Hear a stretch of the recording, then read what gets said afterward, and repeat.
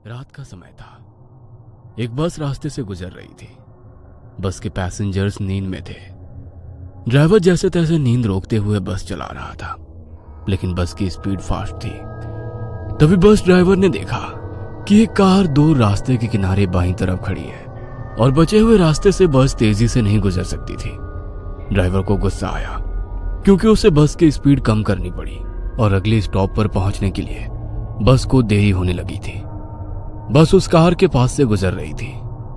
Driver को लग रहा था कि वो चिल्लाकर कार ड्राइवर को गाली दे, क्योंकि उसने कार किनारे से थोड़ी दूर रास्ते पर लगाई थी। लेकिन फिर भी जोर से हॉर्न मारकर मन ही मन गाली देते हुए ड्राइवर बस आगे ले आया। ड्राइवर तेजी से बस चलाने लगा। कुछ आधे घंटे बाद बस जंगल के रास्ते तक पहुंची। तभी ड्राइवर ने देखा कि एक आदमी रास्ते के बीचों बीच से भाग रहा है। उसकी पीठ पर एक बैग थी।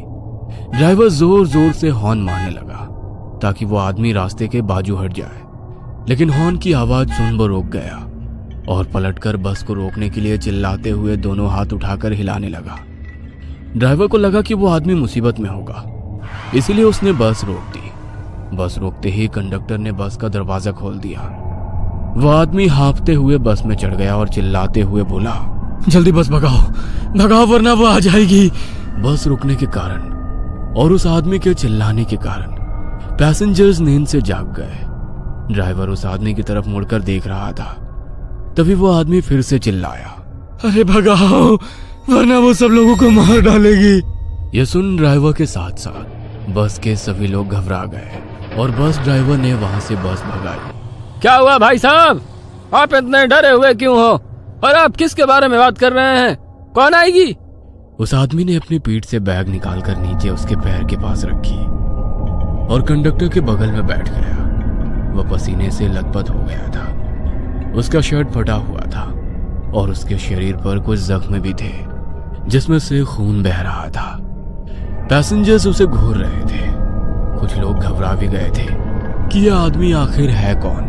आप कौन हो भाई, और ऐसे क्यों भाग रहे हो और किससे भाग रहे हो? वैसे उस आदमी ने बताना शुरू कर दिया, मैं सत्या हूँ। मैं पीछे वाले कलहरी गांव के रेलवे स्टेशन पर चौकीदार का काम करता हूँ। मेरा कुछ 5-6 दिन पहले कलहरी रेलवे स्टेशन पर ड्यूटी लगा था। वैसे गांव छोटा होने के कारण स्टेशन भी छोटा था। वहां केवल एक ही प्लेटफॉर्म था।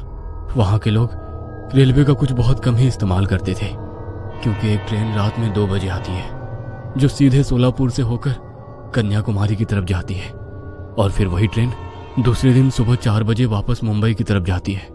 दिन में बस 10-12 और कभी कभी तो 2-4 और कभी कभी तो रेलवे स्टेशन पर कोई पैसेंजर आता भी नहीं है। मैं वहां जाकर बहुत खुश था, क्योंकि पार्किंग में कभी कभार गाड़ियां रुकती थी। उसके बाद तो मैं प्लेटफॉर्म के एक बेंच पर जाकर सोता था। पहले 1-2 दिन तो सब कुछ नॉर्मल रहा, लेकिन तीसरे दिन अमावस की रात आई। मुझे घर से माँ और बीवी का फोन आया कि आज के दिन रात में ठीक से ड्यूटी करें और भगवान का नाम लेते हुए ड्यूटी करें और अंधेरे से दूर ही रहे। मैंने हाँ भरी। उस रात पूरा स्टेशन खाली था। मुझे हर रोज की तरह उस रोज भी कोई काम नहीं था। टिकट काउंटर पर बैठा सुरेश मोबाइल में घुसा पड़ा था। पैसेंजर्स नहीं आते, इसलिए स्टेशन पर कोई कैंटीन या ठेके वाला भी नहीं था।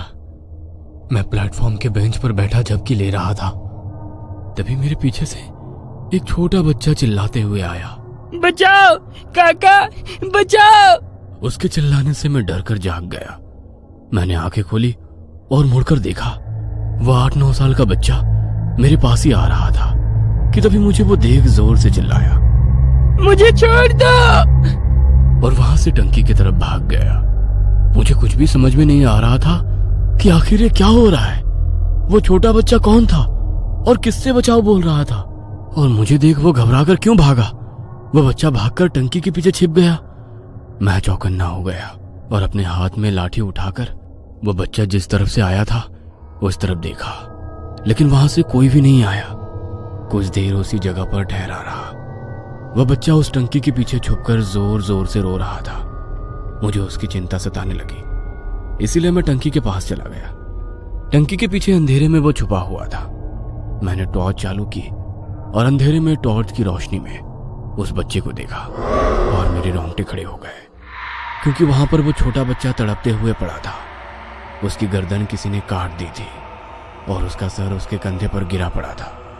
वो हाथ पांव हिलाते हुए तड़प रहा था।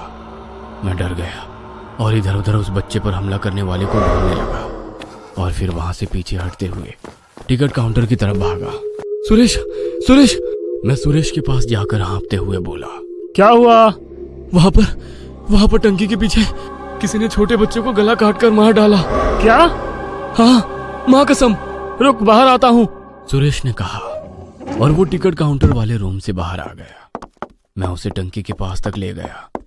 मेरी उसके पीछे जाकर उस बच्चे को देखने की हिम्मत नहीं हो रही थी, इसलिए मैंने सुरेश को अकेले वहां जाने के लिए कहा।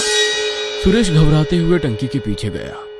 कुछ ही वक्त में वो टंकी के पीछे से बाहर आया और बोला, कहाँ है बच्चा? वही तो है, टंकी के पीछे खून से लथपथ पड़ा। उसकी गर्दन कट चुकी है और उसके कंधे पर पड़ी है। यहाँ कुछ भी नहीं है, आओ खुद आके देख लो। मैंने वहां जाकर देखा और मेरी आंखें फटी की फटी रह गई, क्योंकि वहां कोई भी बच्चा नहीं था, ना ही वहां कहीं खून की एक बूंद भी थी। वह देख मैं हक्का बक्का रह गया। अभी तो यही तड़प रहा था, अब कहाँ चला गया? तेरा कोई वहम होगा, जा किसी बेंच पर जाकर लेट जा। उसके दूसरे दिन रात में मैं रोज की तरह प्लेटफॉर्म पर टहल रहा था। आज प्लेटफॉर्म पर 2-3 पैसेंजर सामान के साथ दिखाई दे रहे थे। मैं प्लेटफॉर्म पर खड़ा था, तभी एक आदमी मेरे पास भागते हुए आया और बोला, भाई साहब, उस बेंच पर लेटा एक आदमी जोर जोर से रो रहा है। उसने चादर ओढ़ रखी है, ना जाने उसे क्या हो रहा है। यह सुन मुझे लगा कि शायद कोई गंभीर मामला है, इसलिए मैं भागते हुए उस आदमी के साथ बेंच के पास पहुंचा, जिस पर दूसरा आदमी चादर ओढ़े सोया था और वो रो रहा था। उसकी आवाज से वो कोई बूढ़ा आदमी लग रहा था। ओ चाचा, क्या हुआ? क्यों रो रहे हो? मैंने पूछा। मेरी आवाज सुन वो जोर से चीखा,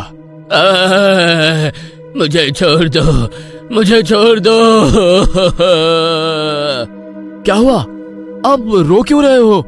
मैंने पूछा, लेकिन वो केवल एक ही बात दोहरा रहा था, मुझे छोड़ दो, मुझे छोड़ दो। उसके ऐसे बर्ताव से मैं थोड़ा घबरा गया था। भाई साहब, आप चादर खींच के देखो, तभी पता चलेगा कि आखिर इसके साथ क्या हो रहा है। मेरे पास खड़े उस आदमी ने मुझसे कहा और फिर मैंने बेंच पर लेटे शख्स की ओढ़ी हुई चादर खींची और मेरी आंखें फटी की फटी रह गई। मेरे रोंगटे खड़े हो गए, क्योंकि बेंच पर एक बूढ़े आदमी का सर कटा शरीर था और बेंच पर खून फैला हुआ था। वो सर कटा शरीर कटे हुए गले से चिल्लाया। उसमें से कुछ खून की पिचकारियां उड़ी और फिर वो बेंच से उठकर उल्टे पैर दूर अंधेरे में भाग गया। ये देख मैंने अपनी पेंट में ही पेशाब कर दी। डर के मारे मेरे पसीने छूट गए। मैंने अभी अभी एक सर कटे हुए भूत को देखा था, जो उल्टे पांव अंधेरे में भाग गया था। कुछ देर आंखें फाड़ कर देखने के बाद मैं अचानक से चिल्लाया, भूत!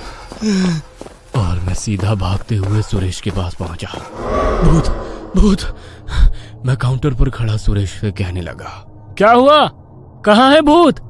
उसने मुझसे पूछा। मैंने उस बेंच की तरफ उंगली करते हुए कहा, उस तरफ। वो सर कटा था, वो उल्टे पैर अंधेरे में भाग गया। बेंच पर पूरा खून फैला हुआ है। क्या?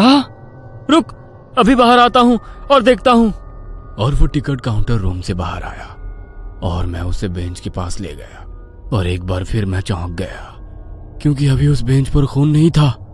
कहाँ है खून? यही था। पता नहीं कहाँ चला गया अचानक। क्या लगा रखा है? मुझे लगता है तुम्हें आराम की जरूरत है। मैं सच कह रहा हूँ यार, मुझ पर यकीन नहीं है। तो एक आदमी था मेरे साथ, मैंने उसे कहा, और फिर पलटकर मैं प्लेटफॉर्म पर उस आदमी को ढूंढने लगा जो मुझे उस बेंच के पास लेकर गया था। वो दूर प्लेटफॉर्म पर बैठे नीचे पैर छोड़कर आराम से बैठा था। मैं सुरेश को उसके पास ले गया। भाई साहब, आप इनको बताइए, आप जिस रोते हुए आदमी के पास मुझे ले गए थे, वो भूत था या नहीं? मैंने आपके कहने पर ही ओढ़ी हुई चादर खींची थी ना, और फिर वो सर कटा भूत अंधेरे में भाग गया था ना, मैंने उस आदमी से कहा। तब वो आदमी मेरी तरफ ही देखने लगा। अरे बताओ ना इनको, क्यों चुप हो? मैंने उस आदमी से पूछा। तभी हमारे पास एक आदमी आया और बोला, भाई साहब, ये बोल और सुन नहीं सकते। यह सुन तो मेरे होश ही उड़ गए। क्या ये आप क्या कह रहे हैं? ये भाई साहब अभी कुछ देर पहले मेरे पास आए थे और इन्होंने खुद अपने मुंह से मुझे उस रोते हुए शख्स के बारे में बताया था। मैं उस आदमी पर चिल्लाते हुए बोला। अरे क्या पागल आदमी है, मैं इसका भाई हूँ। मैंने तो इसे कभी बोलते हुए नहीं सुना। और रही बात ये आप तक आने का, तो ये 1 घंटे से यहीं बैठा हुआ है मेरी आंखों के सामने। वो दूसरा आदमी मुझ पर चिल्लाते हुए बोला। तभी सुरेश ने मेरे कंधे पर हाथ रखा और बोला, यहां से चल। और फिर वो मुझे टिकट काउंटर रूम में ले गया। उसने मुझे कुर्सी पर बैठाया और पानी पिलाया। देख भाई, मुझे पता नहीं तुम्हारे साथ क्या हो रहा है, लेकिन लगता है तुम्हारी नींद पूरी नहीं हुई है। तुम अपने कमरे में जाकर सो जाओ। मैं खुद हैरान हो गया था कि वो आदमी एकदम से मुड़कर क्यों गया। वह खुद मेरे पास आया था और मुझे उस रोते हुए आदमी के पास ले गया था। उसने ही मुझे चादर खींचने के लिए कहा था और फिर मुझे सरकटा भूत दिखा था। और फिर अचानक से वो बहरा और गूंगा कैसे हो गया। मुझे कुछ भी समझ में नहीं आ रहा था कि ये मेरे साथ क्या हो रहा है। मैं वहां से उठकर मेरे रूम में सोने चला गया। दूसरे दिन सुबह मैंने यह हादसा मेरी माँ को बताया। तब मेरी माँ ने कहा कि शायद वो रेलवे स्टेशन भूतिया हो और वहां कुछ आत्माएं भटकती हो। वो मेरी चिंता करने लगी और जॉब छोड़ने के लिए कहने लगी, लेकिन बड़ी मुश्किल से मुझे वो जॉब मिली थी। मैं उसे छोड़ नहीं सकता था।